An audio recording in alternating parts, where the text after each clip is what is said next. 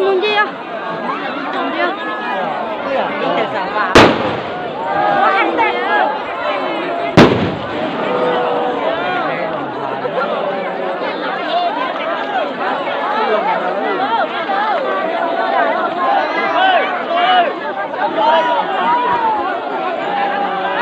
Mẹ phải tao nương ba cái chỗ trả lời chứ.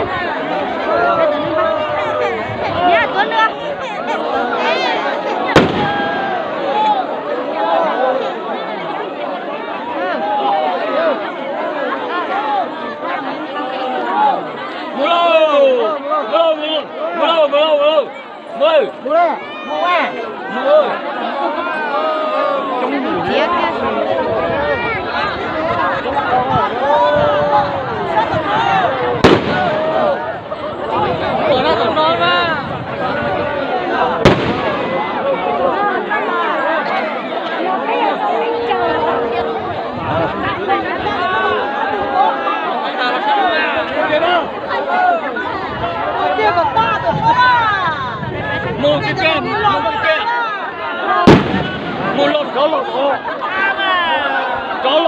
Đây nên ba cứ đi bóng mua liền đây. Đây nên ba cứ ốp vào đây thôi.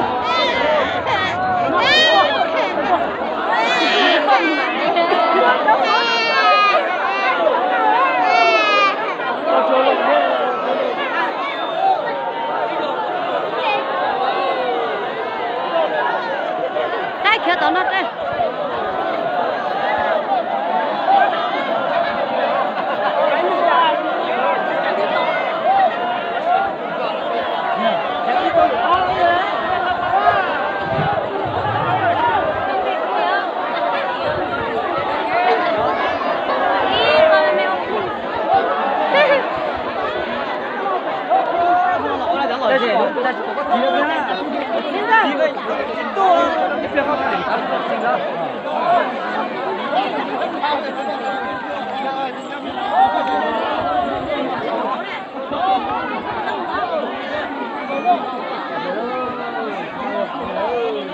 Đâu lời gì sống bơ.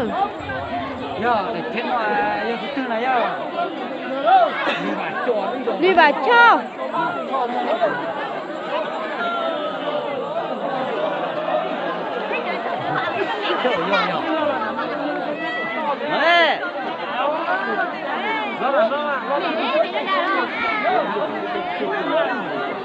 Mấy chân nè. Ôi cho. Miền xây đi.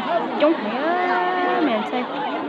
Miền xây miền túi trúng chứa rồi lòng hà tàn thôi đâu. Còn nó ở nâng chúng ta đâu.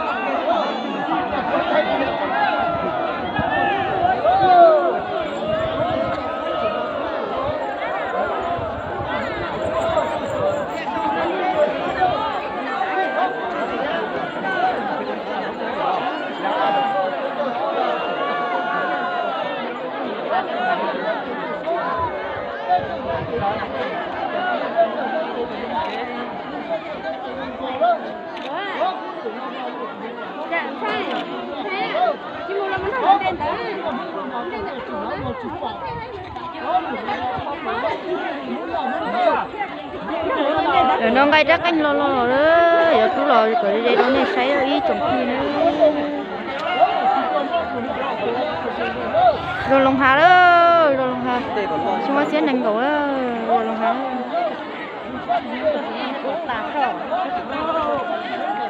Nó chỉ chờ bé trẻ, nó bé cho cả lo vậy ơ.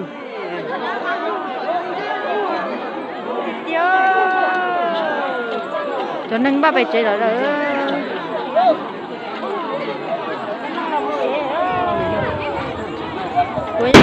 Quá nhớ nó có tan cho kia chính con đang mà bay đó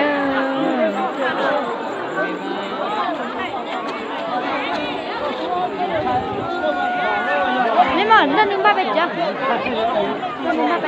ai là tao san nó là khu là tao nó bắt lâu hình khai là cái lù hà nó biết cho là sao tao nó đó lù hà đó mua chế là rau chẳng nó mua thịt tiêu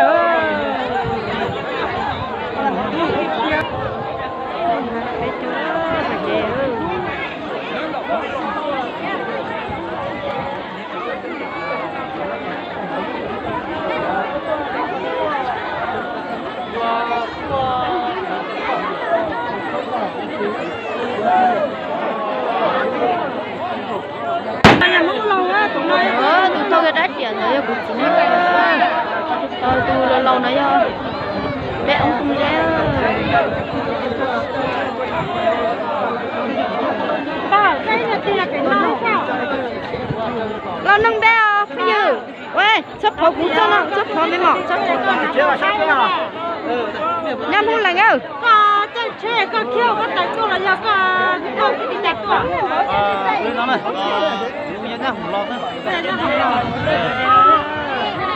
lên nhá hùng lo lên đi tiêu tụi nó lo nhá hùng lo tụi nó lo mà bây giờ trắng lìa lo mà nếu chơi đà nó nên lo có nên thắt thắt xía này con nó nên lo nhá hùng ta thắt xía thế nó xía này nó cái lúc là mới giờ là cái phải đi qua đây nó thả lo táo nó thả cái này bây giờ tụi không gì đâu chán cho từ từ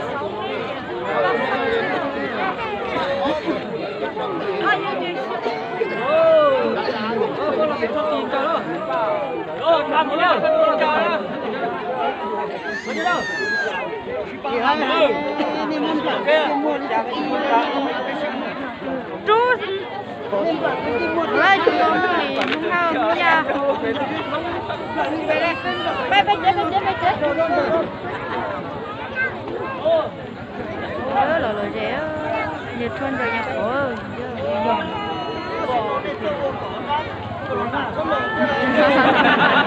lời rẻ tiếp theo đâu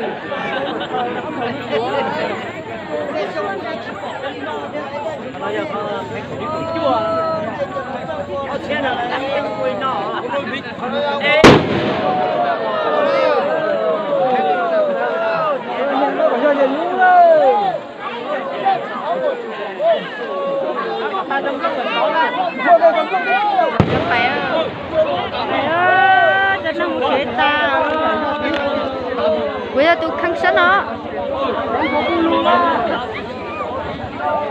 giờ chỉ nâng phải tọt tàu rồi rồi lại đi lo sẽ lại chuyển trên môi đông trời nhà hoa nhà khó ra còn mà nhà hoa nhà khó trong quá trẻ nhưng cái nhập khó nó thế nó lại đi tàu lo nó sẽ lại đi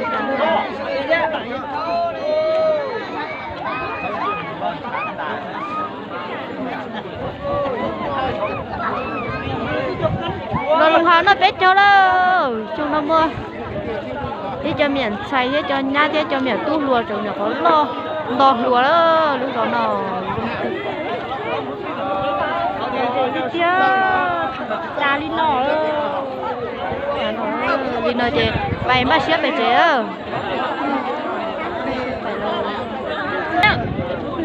ta tập thế chị đó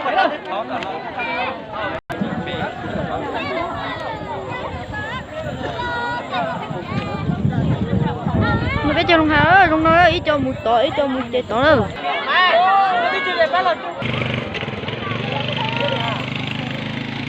nhà bay nhà hạ bé hạ đặt bé hạ gì một tổ non thôi bé hạ